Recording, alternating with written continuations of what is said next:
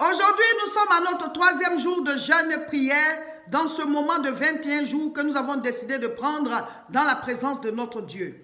Si vous ne saviez pas, voici l'information. Du 3 au 23, on est en jeûne et prière de 21 jours, tous les jours de 6h à 18h, tous les jours de 6h à 18h. Si vous venez de la prendre, vous pouvez prendre le train en marche. Dès demain matin, à partir de 6h, vous ne mangez plus. Et on va tous terminer le 23. Voilà, ce n'est pas le nombre de jours qui est important. Nous devons ensemble chercher la face du Seigneur. Nous devons prier ensemble. Ceux qui ne peuvent pas faire le jeûne, vous pouvez aussi suivre le programme de prière jusqu'au bout. Et on va tous rentrer dans la victoire. Aujourd'hui, ce de quoi je vais vous parler, c'est développer votre relation avec Dieu. Développer votre relation avec Dieu. Vous savez, tout part de là. Tout part de notre relation avec Dieu. On est tous chrétiens, mais on n'a pas les mêmes résultats. On est tous chrétiens, mais on n'a pas la même révélation de Dieu. On est tous chrétiens, mais la main de Dieu ne se manifeste pas de la même manière dans nos vies. Ça dépend de la relation que nous avons avec Dieu. Ça dépend de la communion que nous avons avec Dieu. Il y avait un ânon qui était attaché. Et Jésus a dit, allez dans le village de Bethphagée, détachez l'ânon là, faites-le venir, je vais monter sur lui pour entrer à Jérusalem. Il n'a pas choisi n'importe quel ânon, il a choisi l'ânon qui était attaché. Il a choisi l'ânon qui était attaché. C'est tout un symbole. C'est pour dire, c'est pas n'importe qui que Dieu utilise.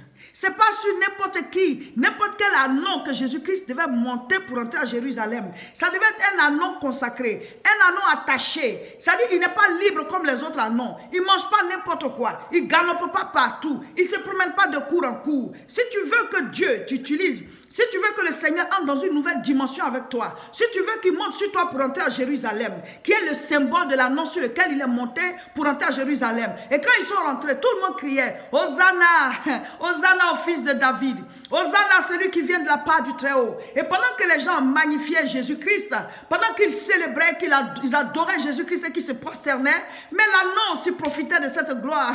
Dis-moi amen. L'ânon profitait de cette gloire. Pourquoi? Parce qu'il portait Jésus. Si mon frère, ma soeur, tu ouvres réellement ton cœur et que tu laisses Jésus réellement s'asseoir dans ta vie, si tu laisses Jésus réellement s'asseoir dans ta vie, tu vas voir la gloire dans laquelle Dieu va te faire rentrer. Oh oui, ce temps que nous avons décidé de passer devant Dieu va faire que 2020 va être une année d'explosion, une année de gloire, une année de prospérité, une année de révélation, une année de communion profonde avec Dieu. Tout part de ta relation avec Dieu. Développe ta relation avec Dieu. Développe la relation que tu as avec Dieu. Travaille sur ta vie de prière. Travaille sur la méditation de la parole de Dieu. Travaille sur tout ce que tu peux faire pour te rapprocher de Dieu. Bats-toi contre le péché. Bats-toi. La Bible dit, résistez au diable, il fuira loin de vous. Résiste aux tentations et prends la parole pour remplir ton cœur. Remplis ton cœur de la parole, parce que plus tu es rempli de parole, c'est facile pour toi de dire non à la tentation. Si vous savez ce qu'il y a dans la gloire de Dieu, si vous savez ce qu'il y a dans la relation avec Dieu, si vous savez que l'or et l'argent appartiennent à Dieu, si vous savez qu'il est le maître du temps et des circonstances, et qu'il y a des circonstances qu'il peut disposer en votre faveur, pour que ce que vous êtes en train de chercher depuis longtemps, vous puissiez trouver cela. Il crée les rencontres, Dieu fait les connexions, Dieu élève, Dieu bénit, Dieu guérit, Dieu brise tout ce qui est stérilité. Dieu, il peut rafraîchir même tout un désert. Qu'est-ce qui lui est impossible? Qu'est-ce qui est impossible à Dieu? Donc le plus important là, c'est ta relation avec Dieu. Nous allons lire des passages bibliques. 1 Samuel chapitre 17, on va lire du verset 32 au verset 33 d'abord. David dit à Saül, que personne ne se décourage à cause de ce Philistin. Ton serviteur ira se battre avec lui. Saül dit à David, tu ne peux pas aller te battre avec ce Philistin, car tu es un enfant. Et lui, il est un homme de guerre dès sa jeunesse. Je saute, je vais au verset 32. David dit encore, l'Éternel qui m'a délivré de la griffe du lion et de la patte de l'ours me délivrera aussi de la main de ce Philistin. Souvent, quand vous êtes face à un combat, il faut vous souvenir de ce que Dieu a déjà fait pour vous. C'est ce que David est en train de faire ici. Il dit, le Dieu, l'Éternel qui m'a délivré de la griffe du lion et de la patte de l'ours, me délivrera aussi de ce Philistin. Devant les combats, souviens-toi de l'alliance de Dieu. Souviens-toi des témoignages. Souviens-toi de ce de quoi Dieu t'a déjà délivré. Et ça va te fortifier. Amen. Ça va te fortifier. Et donc, c'est ce que David est en train de faire ici. Mais pourquoi est-ce que j'ai pris ce passage biblique? Mes frères, mes sœurs, je suis en train de vous dire que on est tous enfants de Dieu, hein, mais la différence, c'est notre relation avec Dieu. Je prends ce cas-là. Alors, il s'agit de quoi? Il s'agit du combat de David contre Goliath. On connaît cette histoire. Goliath fait partie de l'armée des Philistins. Et Israël est tout le temps en train de combattre. Les Philistins et les Israélites sont tout le temps en train de se combattre. Et ce jour-là, au cours du combat, les Philistins ont fait sortir Goliath. Il est d'une taille vraiment, en tout cas on dirait que ce n'est pas un être humain. Il est armé jusqu'aux dents. Le gars, il est costaud. Et il dit, au lieu de se battre là, moi je suis sorti, donnez aussi une personne de votre côté là-bas. On va se battre tous les deux. Et celui qui gagne, ben, son armée aura gagné. Et les autres vont devenir les esclaves de ceux qui ont gagné. Donc, ce n'est pas la peine de se combattre, ce n'est pas la peine de se tirer dessous, mais de se tuer. Envoyez-moi quelqu'un, on va se battre. Et pendant 40 jours, chaque matin, le gars, il se lève comme ça. Parce que quand les gens doivent combattre, là, les deux armées se font face. Il y a une limite au milieu. Ceux-là, ils sont là-bas, ceux-là, ils sont ici. Donc, lui, il sort là-bas, puis il parle. Envoyez-moi quelqu'un, on va se battre. Il les insulte bien pendant 40 jours. Et tous, ils ont peur. Même le roi Saül, il a peur. Parce que le gars, il est grand, costaud, armé, lance, javelot, tout. Ils disent, qui va combattre celui-là?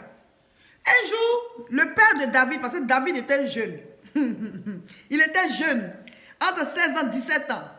Et donc, il ne peut pas aller en guerre. Donc, ses grands frères sont partis. Et son père l'envoie pour dire, va donner à manger à tes frères sur le champ de bataille. Il arrive, il dépose les bagages, il donne ça au gardien des bagages.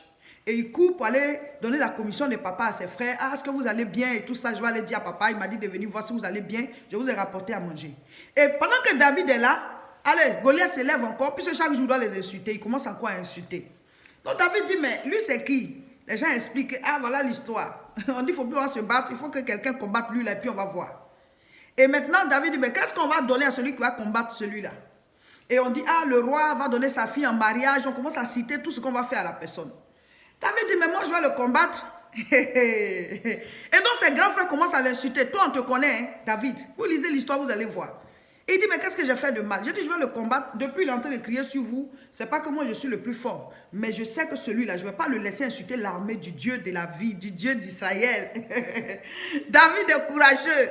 Et maintenant, ça va dire au roi que, ah, il y a un petit là qui veut combattre Goliath qui nous fatigue depuis combien de jours là. Et le roi lui dit, mais tu es un enfant, celui-là, c'est un homme de guerre. Vous voyez. Et David dit, le roi, c'est parce que tu ne me connais pas. Mais sinon, moi, je surveille les moutons de mon papa là-bas. Là. Quand un ours vient comme ça, je cours, je me bats avec lui et je le tue. Quand un lion vient, je cours, je me bats, je le tue. Alléluia. J'ai dit, tout dépend de ta relation avec Dieu. Et alors, le roi laisse David aller combattre. Lisez l'histoire. Vous savez, les histoires bibliques, ça édifie. Quand tu es dans les problèmes, Dieu va utiliser ça pour te parler.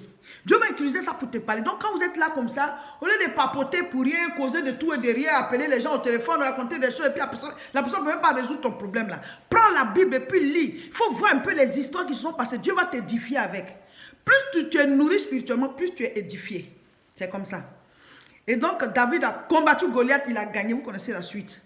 Mais la leçon que je veux faire sortir, mes frères, mes sœurs, tous ceux qui étaient là, Saül le roi, les frères de David et puis toute l'armée là, eux aussi ils sont du peuple, ils sont le peuple de Dieu, non? Est-ce qu'ils ne sont pas du peuple de Dieu? Est-ce qu'ils ne sont pas des fils d'Abraham? Est-ce que l'alliance de Dieu n'est pas aussi avec eux? Je prends cette image là comme tous les chrétiens. Tous les chrétiens ont accepté Jésus-Christ, on est devenu enfants de Dieu. Mais on n'a pas les mêmes victoires. On n'a pas les mêmes victoires. On n'a pas le même résultat. On n'a pas la même onction. On n'a pas la même puissance. David avait une relation avec Dieu. David avait une communion avec Dieu. C'est parce qu'il avait une communion avec Dieu que Dieu lui a donné une force extraordinaire. Et qu'il a pu combattre l'ours. Il a pu combattre le lion. Et il est venu combattre Goliath. Donc, eux tous ils sont du peuple de Dieu. Mais à cause de la relation que David a avec Dieu, ça l'a mis au-dessus. Donc, on est tous chrétiens. Ta relation va te faire une percée. Ta relation va te faire... ça va te révéler la relation que tu as avec Dieu. Mes frères, mes soeurs, 2020 là, ça doit être une année de communion avec Dieu. Prends-en la résolution pour dire Seigneur, je dois devenir un homme de prière. Je dois devenir une femme de prière pour que j'ai des percées avec toi. Souvent, on est concentré sur la vie des autres. Tu vas te rendre compte que tu n'as rien bâti. Concentre-toi sur ta vie. Souvent, tu es concentré sur quelqu'un d'autre. Mais tu es concentré sur une situation. Ça te prend le temps. Mon frère, concentre-toi sur ta relation. Matthieu chapitre 6, verset 33. Qu'est-ce que le Seigneur il a dit? Cherchez premièrement le royaume de Dieu et sa justice. Et toutes les autres choses vous seront accordées par-dessus tout. Si ta relation avec Dieu, tu prends ça au sérieux. Tu parles d'abord du royaume de Dieu et sa justice. Quelle est la place de Dieu dans ma vie? Quelle est la place de Dieu dans ce que je fais? Quelle est la place de Dieu dans tous les domaines de ma vie? Tu vas voir, tu vas faire des percées. Tu vas réussir là où d'autres ne réussissent pas. Parce que la même puissance de Dieu va t'accompagner, comme ça accompagnait David. Maintenant, concrètement, comment développer sa relation avec Dieu? Comment faire de manière concrète pour que ta relation avec Dieu soit développée, que ça puisse grandir? Amen. La première chose, c'est ta vie de prière. Établis l'autel de prière. Quand on dit l'autel de prière, ce n'est pas que tu vas construire quelque chose, non. C'est-à-dire que ça doit être quelque chose qui est dans ton emploi du temps. J'ai mon heure de prière. Quand l'heure arrive, je dois aller prier. Un chrétien qui ne prie pas, mais je ne sais pas, tu n'es pas chrétien. Jésus lui-même, il priait. Souvent, on dit on est trop occupé, mais personne n'est plus occupé que le Seigneur quand il était sur la terre. Jésus savait qu'il y avait la foule qui le suivait, donc il se levait très tôt pour aller prier. Organise-toi, mais tu ne peux pas passer une journée sans parler à Dieu. Tu n'es pas chrétien. Donc, établis l'autel de la prière. Amen. Tu dois prier régulièrement. C'est vrai, la Bible dit de prier sans cesse, donc on peut prier à tout moment. Mais il doit y avoir un temps où c'est le temps de la prière. Ça, c'est important. La deuxième chose, c'est la lecture de la parole de Dieu. Nous devons méditer la Bible. On doit la lire. Si tu veux, tu fais ça juste après ton temps de prière, tu médites, ou alors tu peux séparer. Pour dire, bon, comme mon temps de prière, à cette heure-là, il n'y a pas assez de temps, après ça, je dois aller au travail, ou bien c'est parce que je reviens du travail. Donc, j'ai établi un autre programme pour la lecture biblique. Tu lis la Bible, tu pries, et pendant que tu pries, Dieu va commencer à te parler dans la lecture que tu fais. Vous voyez? Donc, la méditation, c'est quoi? C'est la lecture sous la direction du Saint-Esprit. Donc, tu lis et puis le Saint-Esprit te conduit. Troisième chose, c'est l'obéissance à la parole. On est tous chrétiens, mais ce n'est pas tout le monde qui obéit. Ce n'est pas tout le monde qui obéit à la parole de la même manière. C'est comme tous les enfants dans une maison, ils n'ont pas tous la même obéissance. Dieu aime ceux qui obéissent. Ça ne sert à rien d'entendre les enseignements si on n'obéit pas. Ça ne sert à rien de prier si on n'obéit pas. Ça ne sert à rien de méditer la Bible si on n'obéit pas. La Bible dit ça, il ne faut pas faire. Ne fais pas, ne sois pas un fils rebelle. Amen. Ensuite, quatrième chose, c'est être sensible à l'œuvre de Dieu. On est tous chrétiens, ce n'est pas tout le monde qui est sensible à l'œuvre de Dieu. Souvent, il y a des gens, mais tu vas lancer l'appel. Oui, on va faire ceci, on va faire cela. Jamais ils ne vont donner pour l'œuvre de Dieu. Aujourd'hui, nous lisons l'évangile de Matthieu, le chapitre 3.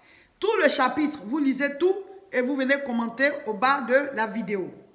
Et le sujet de prière d'aujourd'hui et demain, aujourd'hui dimanche 5 et demain lundi 6, le sujet de prière est « Seigneur, ouvre mes yeux sur ta puissance afin que j'aie la foi. » Parce qu'on oublie souvent la puissance de Dieu. Et donc notre foi faiblit. Que Dieu ouvre nos yeux sur sa puissance, sur sa grandeur. Voilà, vous pouvez citer sur ta gloire pour que j'ai la foi.